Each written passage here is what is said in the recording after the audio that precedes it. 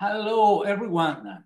My name is Gil Penalosa, and this is Cities for Everyone, the webinar, where every other Tuesday I invite fascinating people to share their knowledge and experience through 30-minute presentations. And then we have a dialogue, all of us, with that person.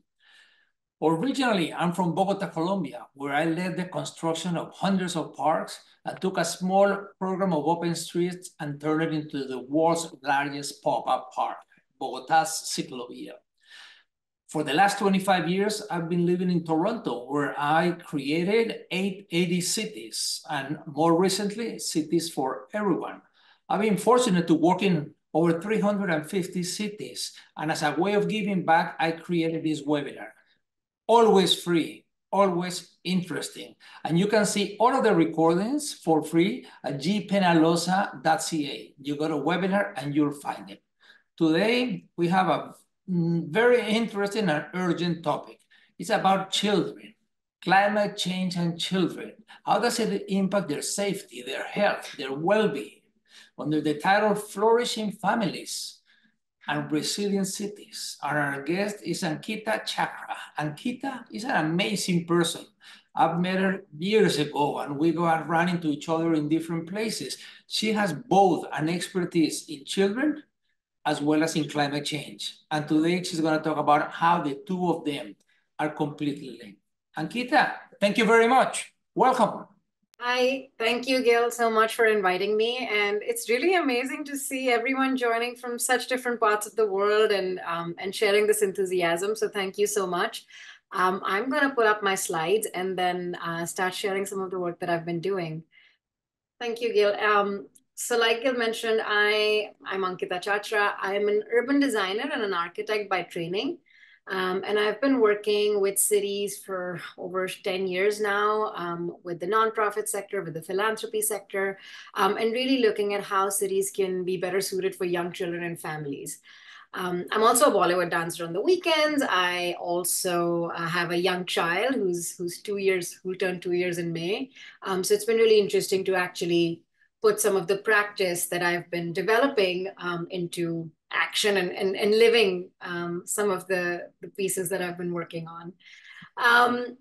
So today, as Gil invited me, and I'm really excited to talk about flourishing families and resilient cities. And we talked about the word flourishing itself and not using jargon. So today, as I share some of the work that I've been doing and Capita has been doing on focusing on design and policy from the lens of babies, toddlers, young children, families, so that includes parents and grandparents and caregivers around them.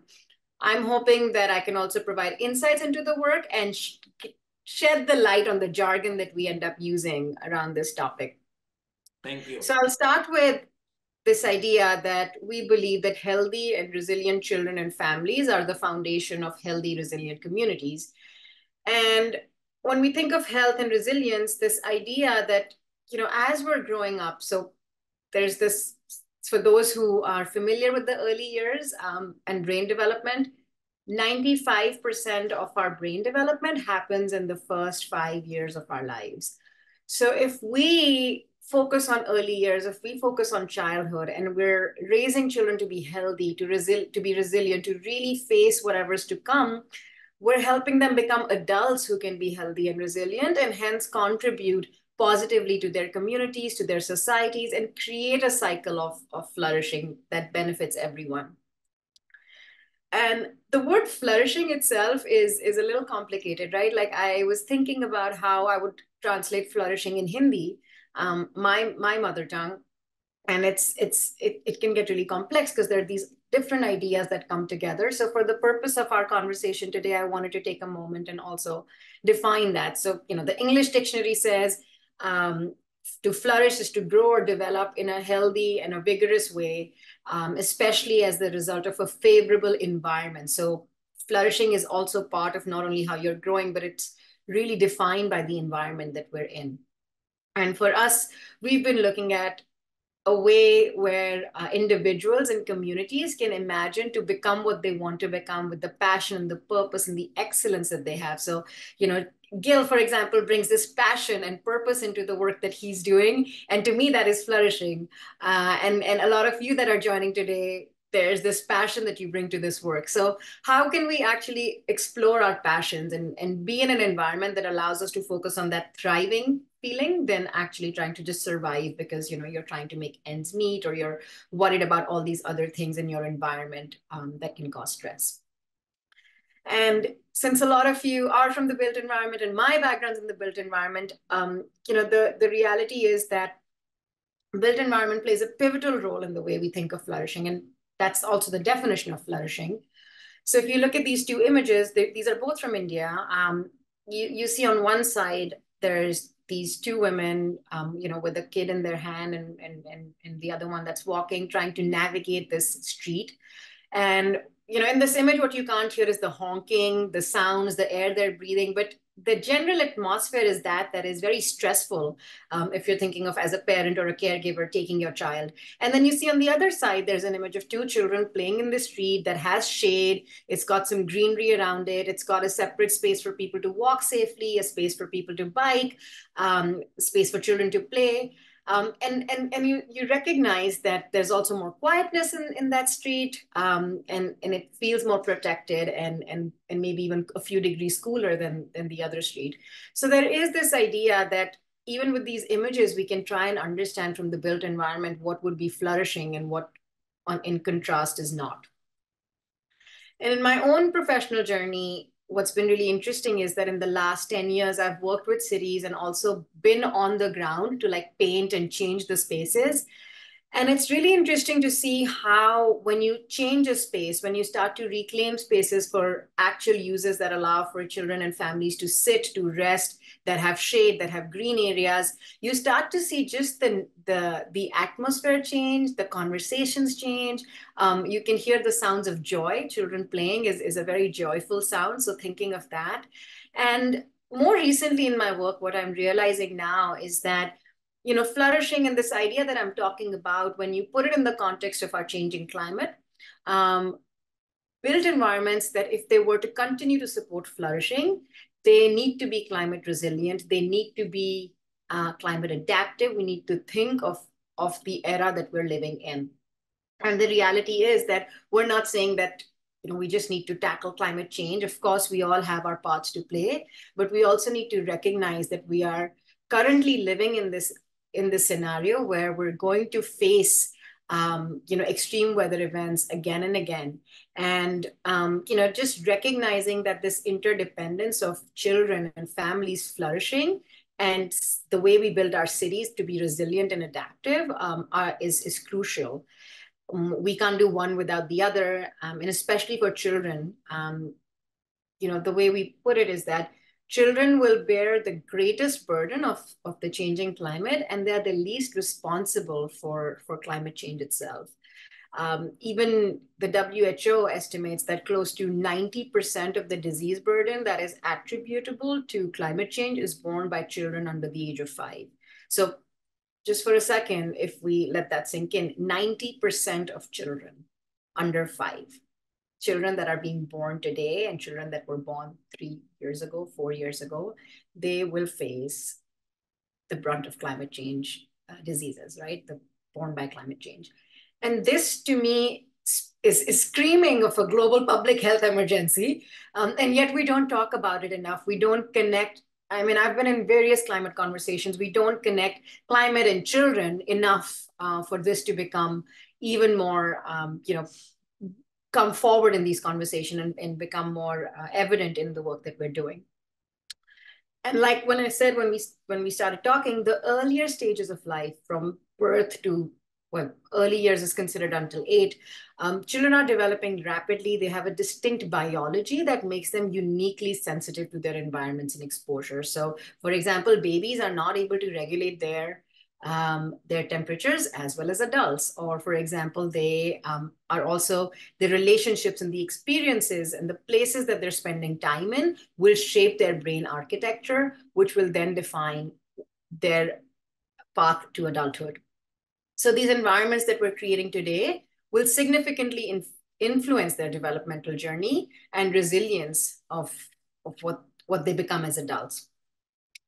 One of the other pieces of recognizing this relationship of developing brains and climate change is that as climate change is intensifying, it is becoming harder for parents, it is becoming harder for communities to provide nurturing environment and experiences that will help children become healthy and resilient as adults. So I think, just in a very anecdotal way, when I think of the last year, we moved back to New York from the Netherlands, and we had in June, we had this whole, with the forest fires in Canada, the entire East Coast saw, of course, like alarming levels of air pollution and pollutant matter in the air. We were waking up to days that were this orange, and that's happened in the other parts of the world too. But for a lot of parents and a lot of groups that I am actively engaged with, this was big for the East Coast. There was news all across summer months and how children were getting burnt at playgrounds from the West Coast to the East Coast to all these places, because often playgrounds, at least in North America, have been made with these rubber and this metal and this asphalt that gets heated up faster. And then, of course, in September, I had my mother visiting, and we couldn't go out for an entire week because of the flooding and the water and the rains and this extreme changes that are just getting more and more intense. So the reality is that all these events that we were thinking would happen every few years are now happening every year, in the same year, multiple times. And what that does is it disrupts your day-to-day. And coming back to babies, I often talk about this story because this was something that really made me realize that there's this strong connection that we need to work on. And it was, my son was about not even 2 months old, and we were living in Den Haag in the Netherlands. And we had this heat wave where the temperatures were hitting 40 degrees Celsius. And this is just unique for a place like Netherlands. And I know someone's joined from Utrecht, so they probably remember this summer as well. And for me, I was using all these tricks that I had learned growing up in Delhi when we wouldn't have air conditioning, and it was these hot months, where you would put mist on your face and you would have a ice bowl or some sort of a cool mechanism in front of a fan to cool down. So all these things that I was doing, like, from Delhi to this other extreme latitude was really shocking. And I think for me, like, even the stress as a new parent to regulate my son's temperature was pretty intense. And I think it left a mark somewhere that I look back at it. And looking at my training, what I realized is that, this is his future. And while this might be the hottest summer for me, this is the coolest summer for him. And our cities, our buildings, public spaces, homes, all of these things that we've designed so far, especially in the more modern era, have not been built for extreme weather, because we've designed them thinking of, we have air conditioning, we have heating, we have electricity. And the way we've thought of these is that we're in the situation that today we need to really start to thinking of not only mitigating the impacts of climate, the changing climate and all the emissions that we're doing, but also how do we adapt while we're mitigating? How do we start to create environments where children in their youth, in their childhoods, have safe spaces and healthy spaces to be in? So as I mentioned, we need to think of how our infrastructure, our services, our programs, they're all serving young children and families, can start to adapt and face the extreme weather that we're facing. And in a way, I think that we need to fundamentally reimagine how children live, play, learn, socialize in this changing climate. But also we need to fundamentally rethink our cities and the way they've been designed.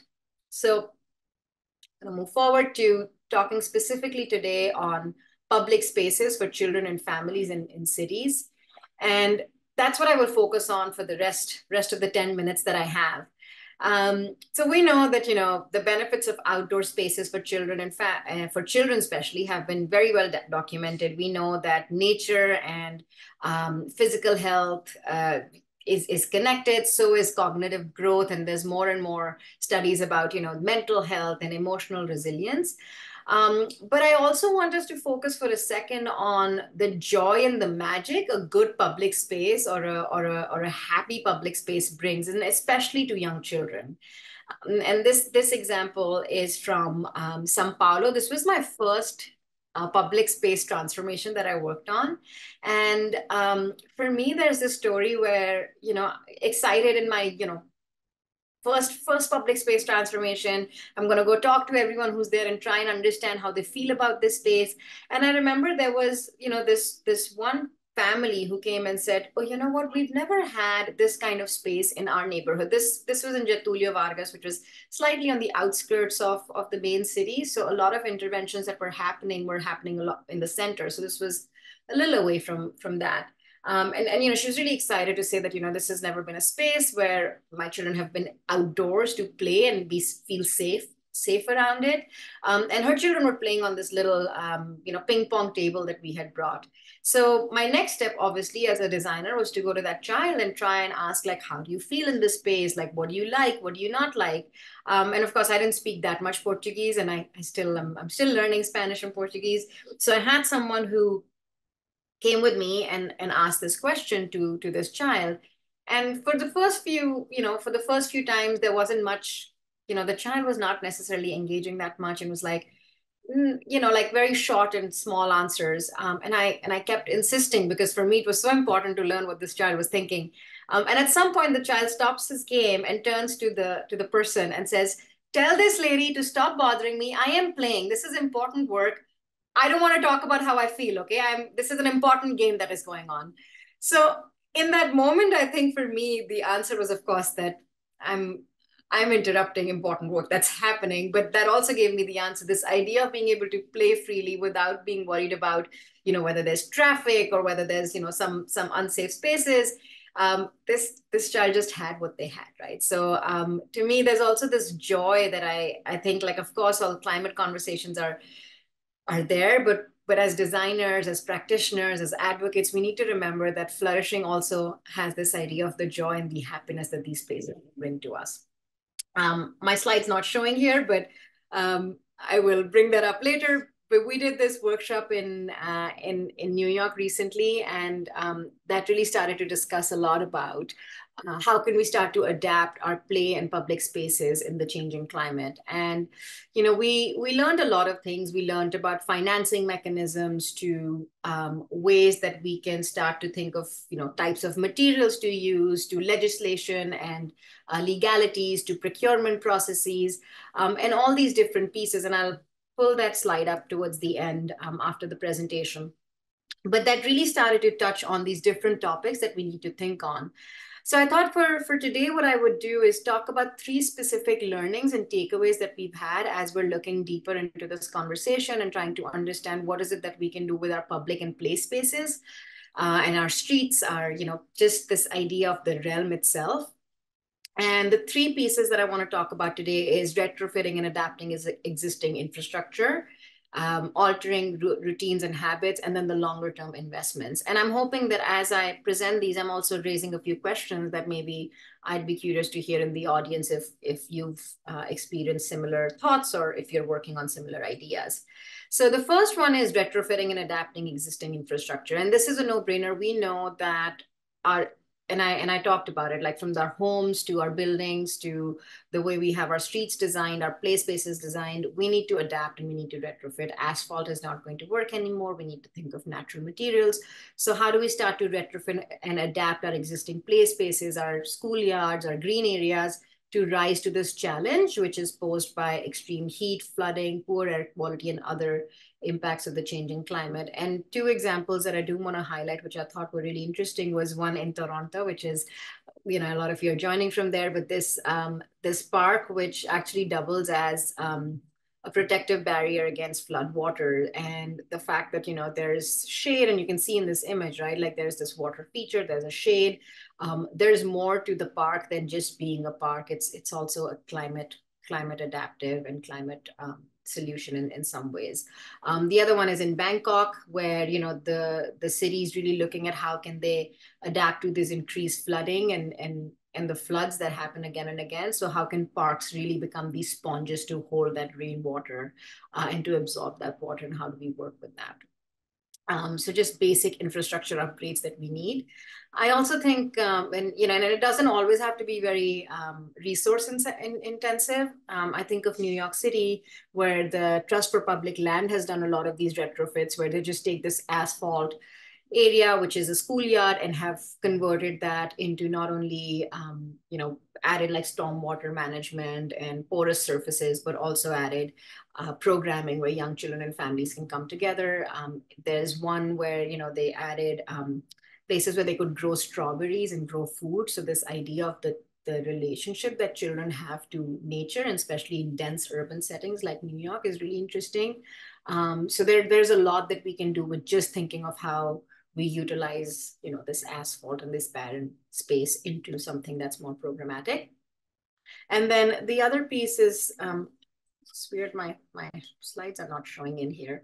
But the other piece is also recognizing that, asphalt is often hotter and compared to grass or natural surfaces. So where there can be almost like a 8 to 10 degree difference between the two, depending on the air and the ambient temperature. So really thinking of what are our materials that we're using and investing in. To me, it's really interesting. In the last year, as I was in the summer, especially as I was taking my son out to these different parks, this water feature, and again, it's possible for New York to do water because we have that resource available, but some places it might be different. But that's one feature that really allows for cooling. And even in hot summer days, you can take children out to a park and there's this water where they're running and they're getting cool as they're playing.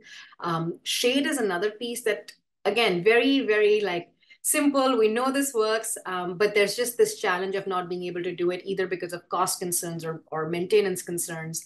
But we're also recognizing in our work that especially in the North American surroundings, there's this idea of shade inequity. Neighborhoods that were, redlined or marginalized have less shade because they've had less investment and hence less trees. So how do we think of shade as part of like our public space and streets and start to really go down deep on it and really put emphasis on getting shaded environments? The park, the top picture actually here is a park that's under a elevated train line.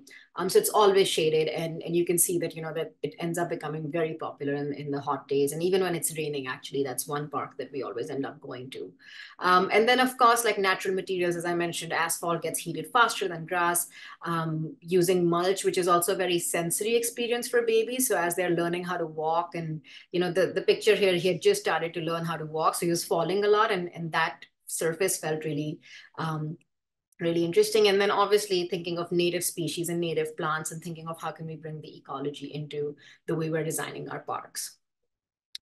The second point that I wanted to talk about is adapting routines and habits. And this is something where I think we can really draw inspirations from places around the globe that have navigated extreme conditions and still cultivated spaces of care, caregiving, play for their communities.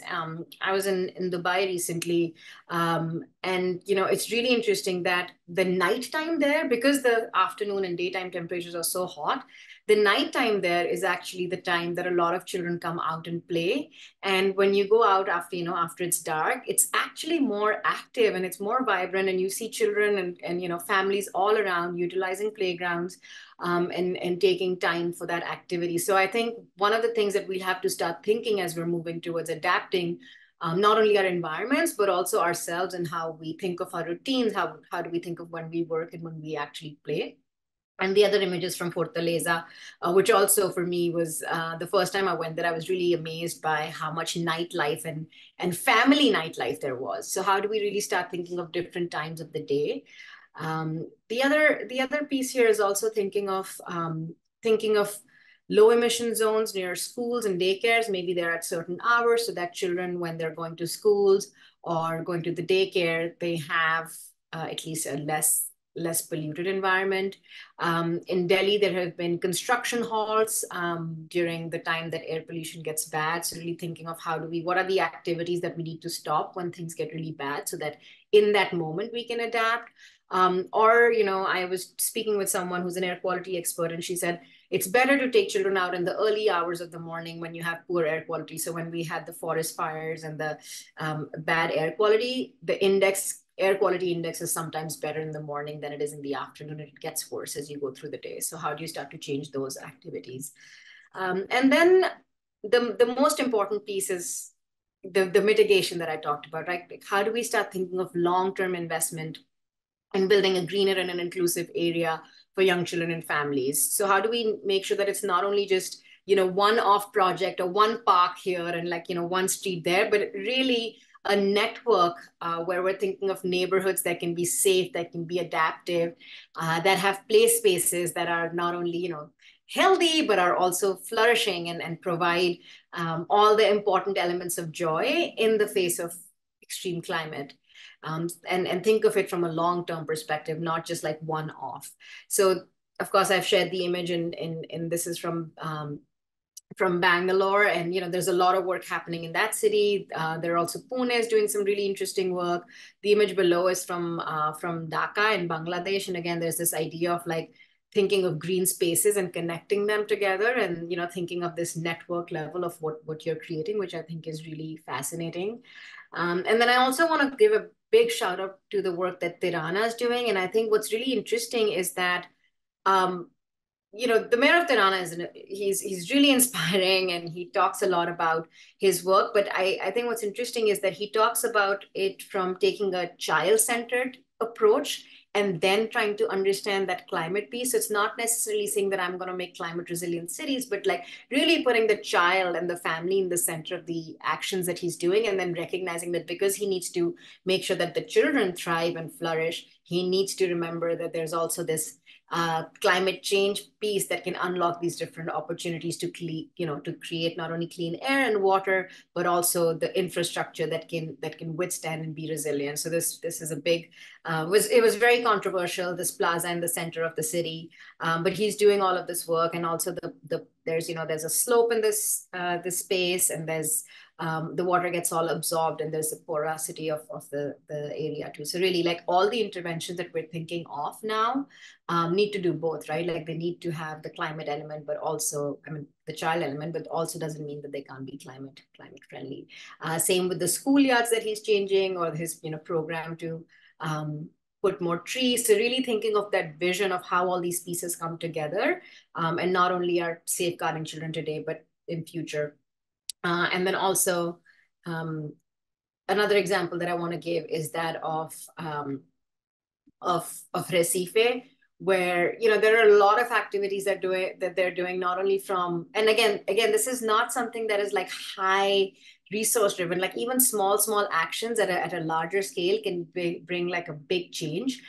So in this one, for example, not only like are they thinking of a network of green spaces and how it's connected to the streets, how they connect with each other, to how do they create corridors that are healthy. They've been doing specific projects that look at the safety and the well-being of children. So there are all these different pieces that they're bringing together to create not only healthy buildings, but also helping communities be better prepared for extreme weather events, because that's the next thing, that these events are going to keep happening. So how do we make sure that we're better prepared, and the communities that we're in are better prepared for it? So as I wrap up, for me, finding myself at this crossroads of like knowing all these benefits of public spaces, but then also recognizing that there is these climate impacts and it's not always safe to be outside, and how do you adapt? I think for us in the urban planning and design world, I think it's no longer about just activation, but we have to think of adapting and climate proofing our cities, and thinking of the ways that young children and families can thrive despite of this changing climate.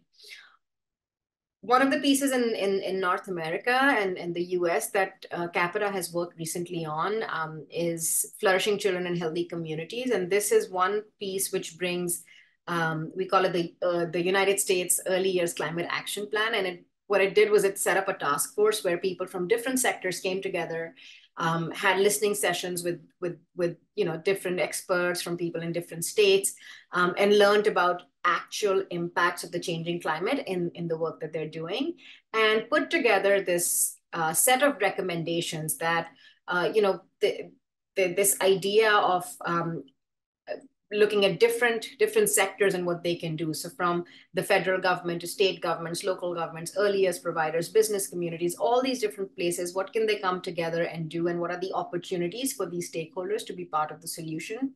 And that's one work that we're now looking at, how do we implement some of these recommendations. And for me, it's really exciting to see that in local government, there's just so much, like in cities, there's just so much scope, from adding shade to thinking of how do we help early child care, care providers have an emergency plan, in case of extreme heat or flooding, to thinking of like just resilient spaces of like around schools and daycare centers, from like low emission zones to special, thinking of parks and the materials there. So there's a lot in there that I encourage you to take a look at if you're interested in this topic.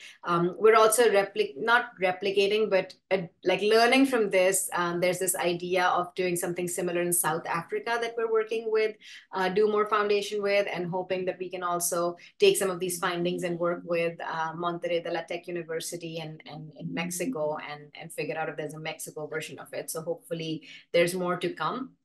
And I'll just leave with this, that, when we start putting children at the center of all the action, especially climate change, which will have such a big impact on that, we're thinking of a future where we envision healthy and resilient development of young children.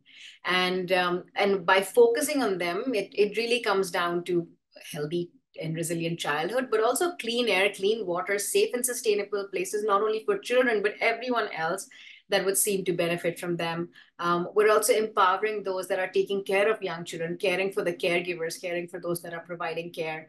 And we're really talking about child-centered policy and decision-making, just like, in Tirana, like you put the children in the center, and then there's so much more that you can do around it, because there's so many facets that children and they touch in our lives. So so as I wrap up, I really hope that you would think of these aspects as in the work that you're doing, but also think of children and caregivers in every decision that you make, because I think when we touch them, we're touching everyone else. And with that, I'd say thank you so much. And thanks, Gil, for inviting me and sharing this work with you all.